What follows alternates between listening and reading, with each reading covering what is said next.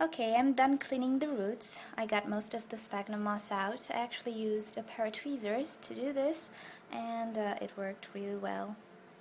Now, you might say that I left a lot of the old roots still attached that I should have cut off. But what I discovered, actually, is that it has, let me find one, very many new growths, like this one, right? Like this one here. A lot of tiny small roots just developing. You can see how many she has on this one. And if you look at the root, you might say that it's done for. But it's actually not. So I think it's best to leave her like this, because I'm potting her in a clear pot anyway, so I'm gonna be able to see if anything goes wrong immediately. Okay, she looks pretty well as far as I can see. I'm just gonna clean her up a bit. Yeah, I'm pretty sure some of these roots are indeed dead, but I'd rather not risk cutting them. Okay, so I throw away all the medium she was planted in, just because I don't like to keep any old medium at all. And what I'm gonna use is some bark, pure bark. It's a sort of a medium mix. This is a big one, but it's a sort of medium if you look at these ones. It's not too big. I would have actually preferred it a bit smaller, but this is the one I got, and it will just have to do. Okay, so I'm gonna put a thin layer on the bottom, because I don't like to give the roots the chance to come out of the bottom and not have moisture and die, or have too much moisture, although I don't think it's possible with the extra holes I drilled. Okay, so with the bottom covered, another thing,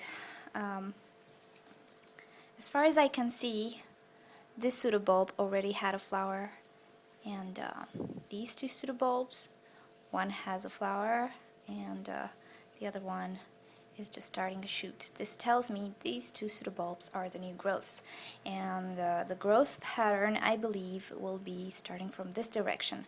So I'm going to try to plant her with the old growth next to the rim of the pot, and the new growth towards the middle of the pot. So you can make some measurements. As you can see, if I put her like this, it's way too deep. And if this happens, you just have to add a little more bark to the bottom. And let's see now.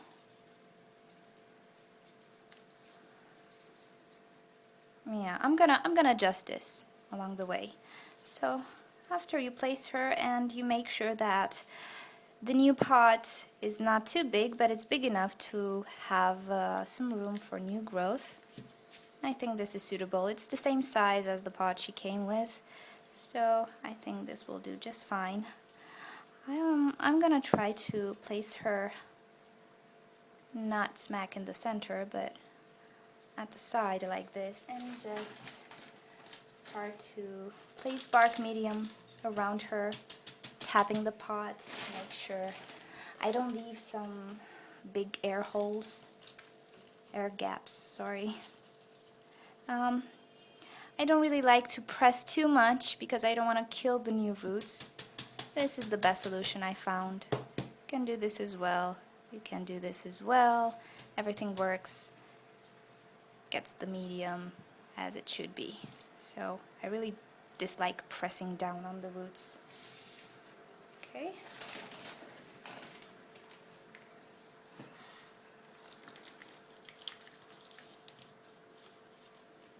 Gently try to arrange it around the plant. Oops, getting out of the frame here.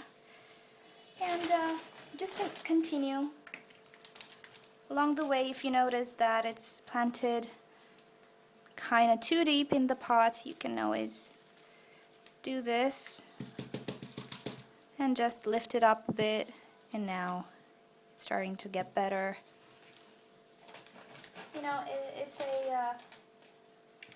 it's a process that you can adjust along the way. It doesn't have to be perfect from the beginning. You kind of always adjust it depending on how the plant sits.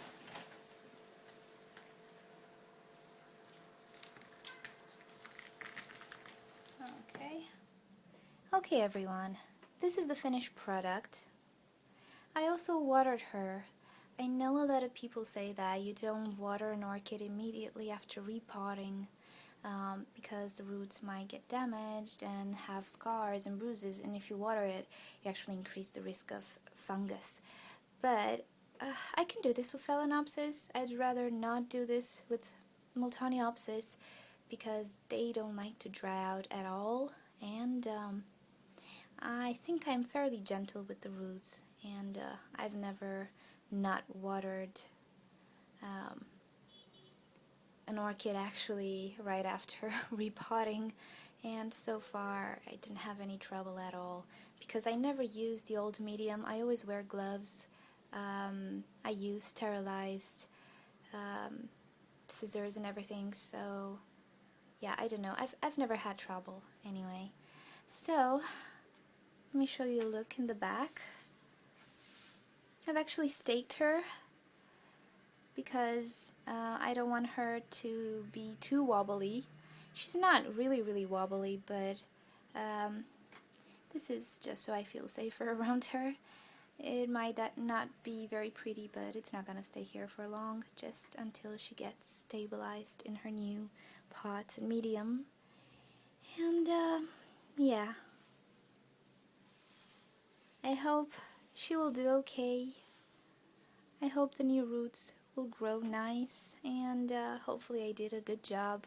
And thank you for watching. If you have any other questions or suggestions, please leave me a comment and I'll keep you updated with this particular orchid. And I'll see you next time. Bye bye.